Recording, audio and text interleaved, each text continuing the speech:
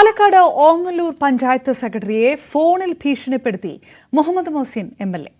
വിവാഹം രജിസ്റ്റർ ചെയ്യാനെത്തിയ സഹോദരിയെ വിദ്യാഭ്യാസ യോഗ്യതയുടെ പേരിൽ പഞ്ചായത്ത് സെക്രട്ടറി ജഗദീഷ് അപമാനിച്ചുവെന്നാണ് ആരോപണം. സ്ഥലം മാറിപ്പോയ ശേഷമാണ് പഞ്ചായത്ത് സെക്രട്ടറി ഓഡിയോ ക്ലിപ്പ് പുറത്തുവിട്ടത്. സ്ത്രീകളോട് മാന്യമായി പെരുമാറാൻ അറിയില്ലെങ്കിൽ മോന്ത അടിച്ചു പൊളിക്കുമെന്നാണ് എം.എൽ.എയുടെ ഭീഷണി.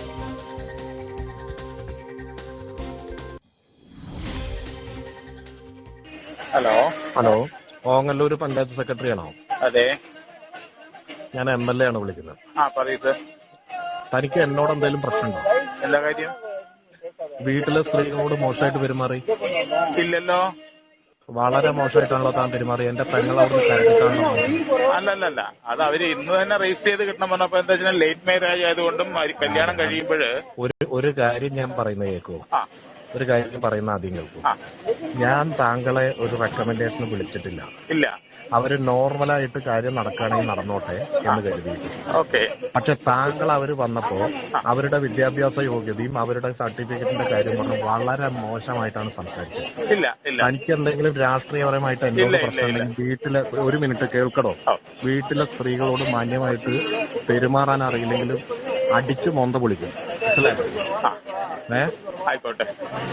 നേരിട്ട് ഭയനന്തരൊക്കെ അറിയാൻ ഇവിടെ നിയമസഭയിലായതുകൊണ്ട് ഞാൻ മോശമായിട്ട് സാറ് മാന്യമായിട്ട് സ്ത്രീകൾ ആ പെൺകുട്ടി അവിടെ പോയത് എന്നോട് അവൾ എന്നോട് പറഞ്ഞില്ല, അവിടെ വന്ന ആളുകളാ പറഞ്ഞത്.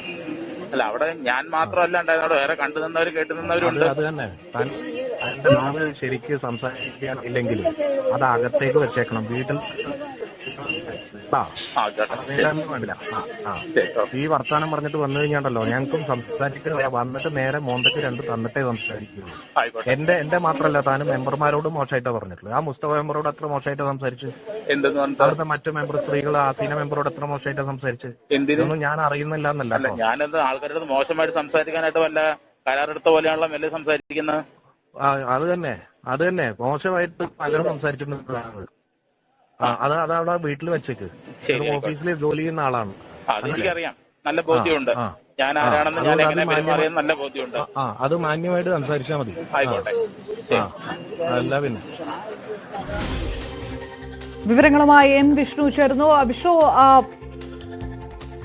ഏതായാലും ഓഡിയോ സംഭാഷണം പുറത്താണ്. അത് ഏത് തരത്തിലാണ് എം.എൽ.എ. സംസാരിച്ചിരിക്കുന്നത് എന്നുള്ള കാര്യം കൂടി വ്യക്തമാണ്. എന്ത് സംഭവിച്ചു എന്നുള്ളതാണ്. വില്ലേജ് സെക്രട്ടറിക്കെതിരെ എം.എൽ.എയുടെ സഹോദരിയുടെ പരാതി എന്തെങ്കിലും ഉണ്ടോ? ഇതെന്ത് നടന്നു എന്നുള്ള നിജസ്ഥിതി കൂടി പുറത്തു വരുന്നുണ്ടോ?